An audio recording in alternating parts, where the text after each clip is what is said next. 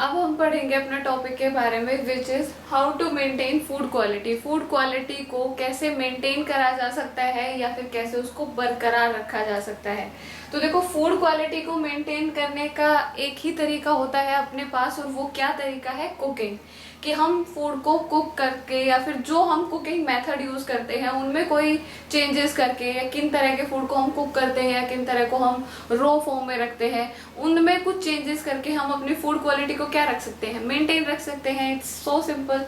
तो देखो, cooking of food में क्या होता है कि राइट काइंड ऑफ फूड को इनटेक करना तो हमारी बॉडी के लिए नेसेसरी है ही है, लेकिन वो राइट काइंड के साथ साथ वो वेल कुक्ड भी होना चाहिए, या फिर ये बोल सकते हैं it should be cooked properly. Well cooked तो क्या है, वो प्रॉपरली कुक होना चाहिए, तो भी उसकी फूड क्वालिटी को क्या रख सकते हैं? मेंटेन रख सकते हैं।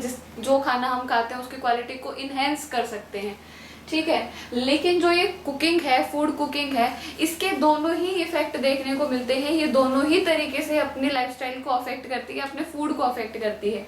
दोनों तरीके से मतलब कि इसका पॉजिटिव इम्पैक्ट भी होगा और इसका नेगेटिव इम्पैक्ट भी होगा। पॉजिटिव इम्पैक्ट को हम पढ़ेंगे एडवांटेजेस ऑफ कुकिंग फूड का की वजह से या उसके फॉर्म में, और नेगेटिव इम्पैक्ट को हम पढ़ेंगे डिसएडवांटेज ऑफ कुकिंग के इम्पैक्ट से या उसके मदद से। तो देखो, एडवांटेज ऑफ कुकिंग में क्या क्या होता है? एडवांटेज का मतलब ही क्या होता है कि उसकी वजह से जो हमें पॉजिटिव जो उसके बेनिफिट मिले या उसकी वजह से जो हमें फायदा मिले, वो एडवांटेजेस ही होती हैं।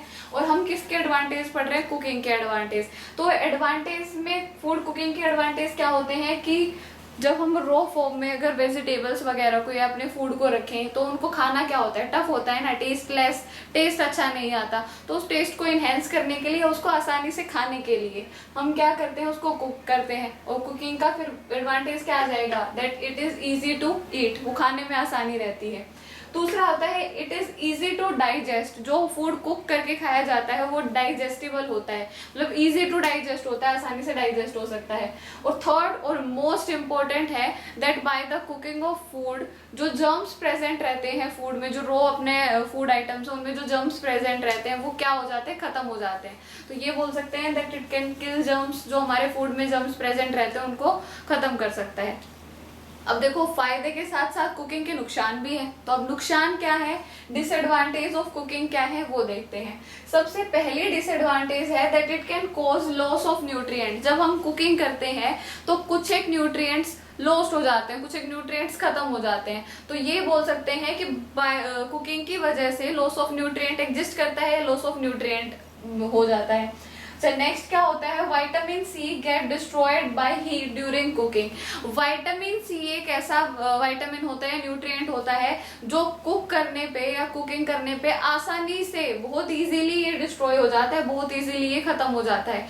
तभी मोस्ट ऑफ फूड में ये हो जाता है कि जब हम लेमन अगर किसी में ऐड करते हैं तो वो कुकिंग के बाद ही ऐड करा जाता है, या इन अ बिट ऑफ सेकेंड, अब कुछ सेकेंड्स के बिट में ही उसको ऐड करा जाता है, क्योंकि वो विटामिन सी का रिच सोर्स होता है। और जैसे ही हम उसको हीट करते हैं वो अपनी प्रॉपर्टी को लूज कर देता है कि आप जो विटामिन सी प्रेजेंट रहेगा वो एक तरीके से प्रॉपर्टी लेस रहेगा, उसका कोई ऐसा बेनिफिट हमें नहीं देखने को मिलेगा। थर्ड इसका पॉइंट होता है डिसएडवांटेज का, minerals are also affected by high temperature. कई बार मिनरल्स भी होते हैं जो हाई टेम्परेचर की वजह से अफेक्ट होते हैं या अपनी प्रॉपर्टी को डिस्कार्ड कर देते हैं, अपनी प्रॉपर्टी लूज कर देते हैं। नेक्स्ट है can affect digestibility of vegetables. Cooking vegetables की डाइजेस्टिबिलिटी को भी अफेक्ट करती है। And flavour can be lost by brisk cooking. Cooking की वजह से जहां फ्लेवर इनहेंस हो रहा था, वही कुकिंग की वजह से या ब्रिस्क कुकिंग की वजह से वो फ्लेवर डिस्कार्ड भी हो जाता है या फ्लेवर खत्म भी हो जाता है। तो ये है अपने advantages and disadvantages of cooking. तो इस तरीके से हम कुकिंग करके, या फिर अब हमें ये पता लग गया कि हम इन मेथड से कुकिंग करके अपनी फूड क्वालिटी को मेंटेन रख सकते हैं। हमें किन तरह के फूड्स को कुक करना चाहिए, किन तरह के फूड को हमें बॉयल नहीं करना चाहिए, उनकी वजह से क्या डैमेजेस होते हैं, क्या उनकी वजह से ऐसे मिनरल्स वगैरह अफेक्ट होते हैं, ये सब हमने देखा।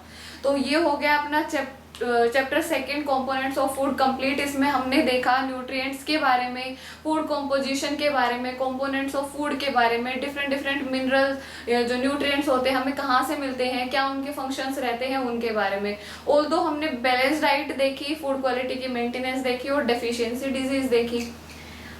इस वीडियो के डिस्क्रिप्शन में आपको लिंक दिया हुआ होगा, उस लिंक को चेक करिए। जैसे आप लिंक को चेक करेंगे आपको मजेदार क्वेश्चन मिलेंगे चैप्टर 2 से रिलेटेड, जो आपकी नॉलेज को बूस्ट करेंगे और इनहेंस करेंगे।